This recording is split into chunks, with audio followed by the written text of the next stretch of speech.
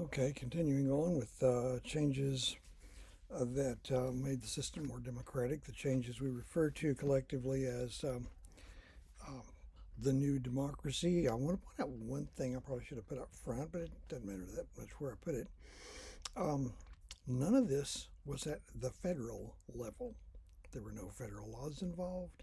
There were no Supreme Court rulings. There were no constitutional amendments. This is all done at the state and local level, and one of them is pretty much the individual level. So we saw last time the triumph of manhood suffrage, that by the 1830s, every state had eliminated a property qualification for voting. That is, that you had to own uh, taxable real estate above some minimum specified by the state, or in a couple of cases, tools of a trade. But that's gone. Okay. And some people thought, oh no, this is democracy run amok. They're looking for a place to hide. I mean, just anybody who's free white male and 21 can vote. I'm just anybody who's free white male and 21. Hope you caught that. Okay. Next thing up, another big change. You put these two together, and it's going to have a dynamite impact on presidential politics. More and more states, and finally all of them, started allowing the voters to choose presidential electors.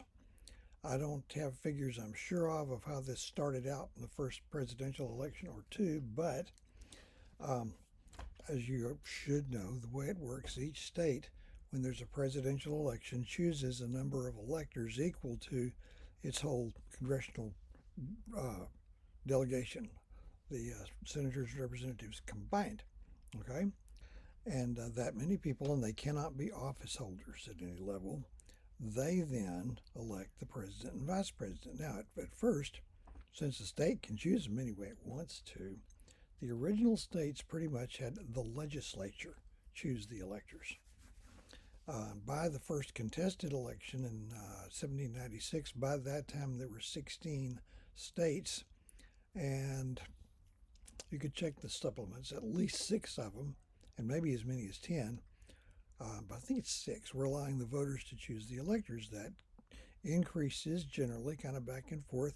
Sometimes the state could change that between elections, and they might have the voters do it one time and the legislature do it another. As long as it was the legislature, the election for members of the state legislature would double as a presidential election, was whichever party controlled the legislature would naturally choose friendly electors to vote there.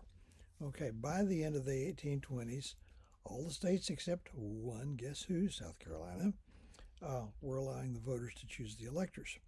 That brings in an unofficial element, known as the popular vote. The first election where we actually have a meaningful popular vote total is 1824. We'd already been electing presidents for quite a while by then. And the popular vote was split. Now, some people today think that ought to be official.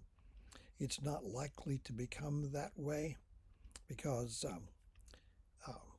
small states have just a little bit of extra clout because of the way we do it now that they would be giving up.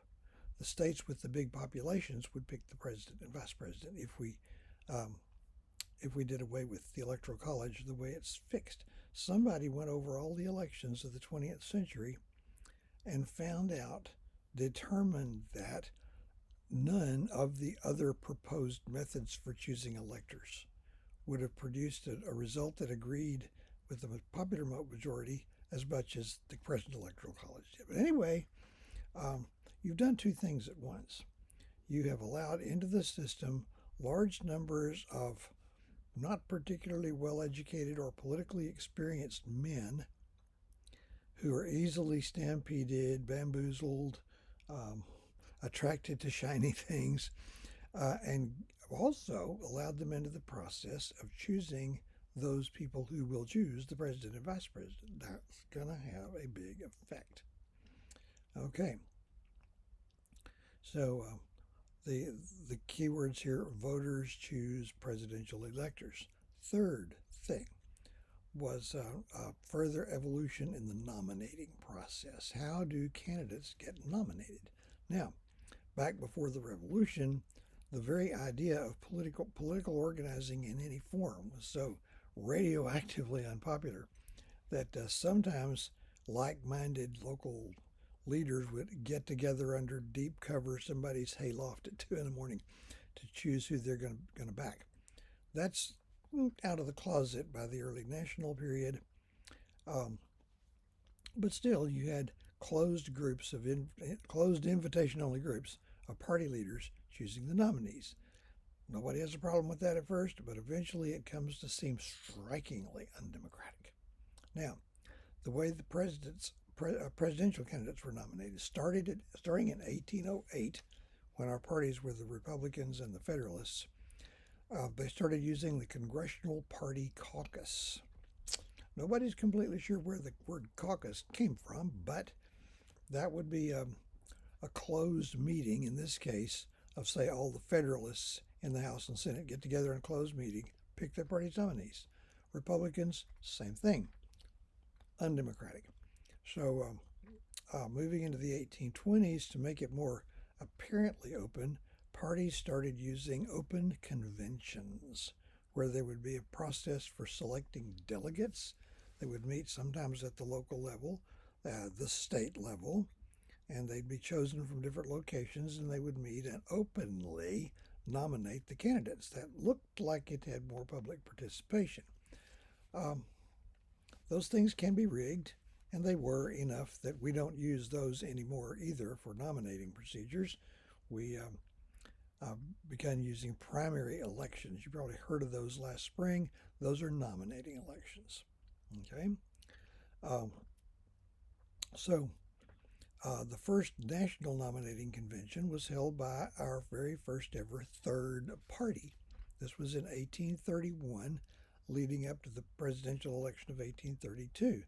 By that time, you had the two wings of the Jeffersonian Republican Party splitting into a new two-party system that would come to be called the Democrats, who still exist, and the Whigs, who only lasted about 20 years. Okay. There was a third party called the Anti-Masonic Party. And this was upwardly mobile businessmen and so forth who just didn't happen to be Freemasons, and observed that if you're not a Freemason, you're frozen out, as they dominated the judiciary, they dominated legislatures, they dominated governorships.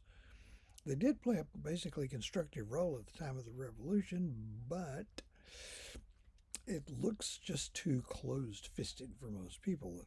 The Anti-Masonic Party did not succeed except in one thing. It held a national nominating convention.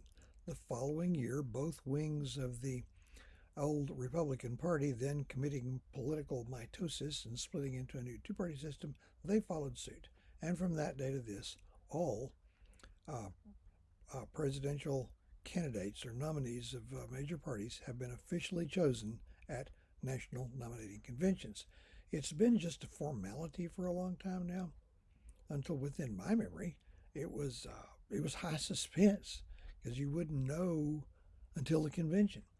The last time there was any suspense, 1980 at the Democratic Convention, Massachusetts Senator Ted Kennedy attempted to wrest the Democratic nomination away from incumbent Jimmy Carter, and failed. My name is Kennedy, I don't want to win an election in a year ending with zero, because up till that time, the last 7 presidents who won elections and ending in zero had died in office. Okay. 4 years earlier, in 1976, California Governor Ronald Reagan attempted to get a rule change where the convention would nominate him for president instead of incumbent Gerald Ford, the only president who was never elected either president or vice president. Those both failed. Last time there was really any suspense. The networks used to cover this round the clock, wall to wall. Now it's a couple hours in the evening, maybe, but it was a step toward democracy. Fourth change has to do with statewide offices. In a lot of states, the voters would elect a governor, and the governor would appoint the heads of the different departments of the state government. they would then be answerable to the governor.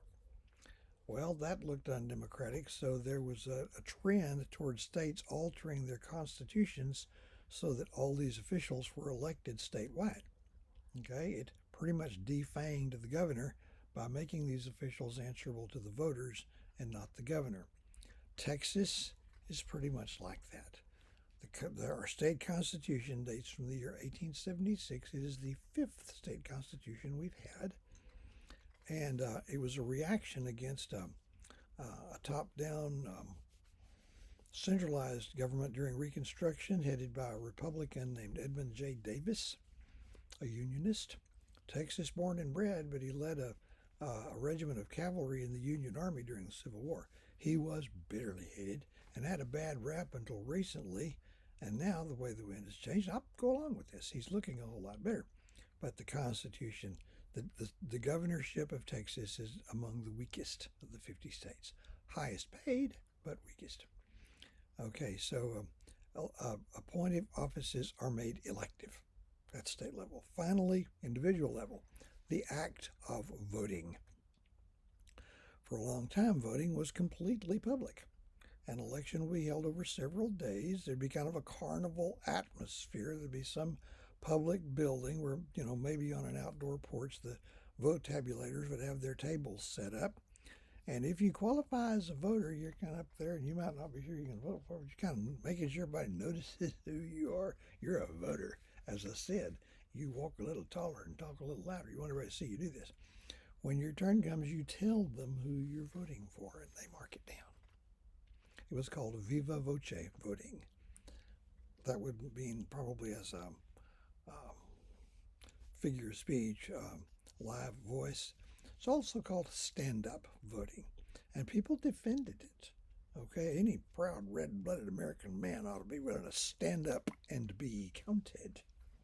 Stand-up voting.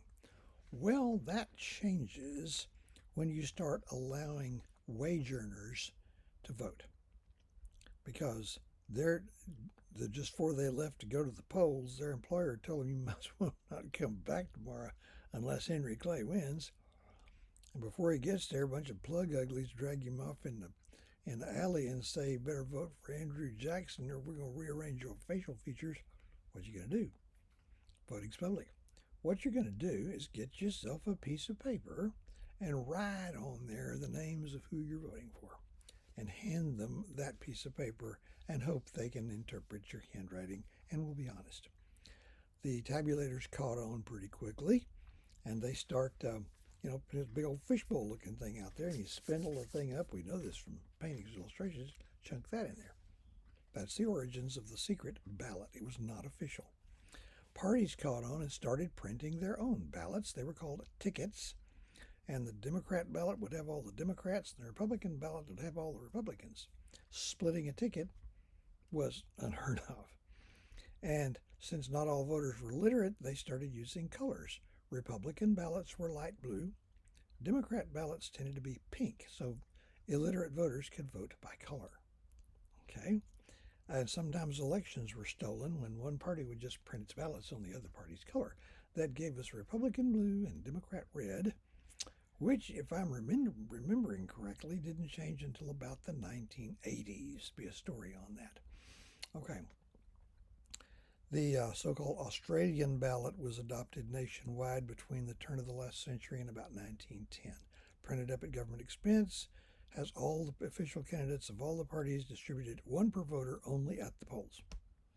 So that's where we are, and we need to come up with better ways of doing it now because it is too subject too prone to fraud, and we had massive fraud. Don't let anybody tell you otherwise in the election just concluded. Okay, I'll probably put some more about the impact on politics in the next part, which may not be all that long.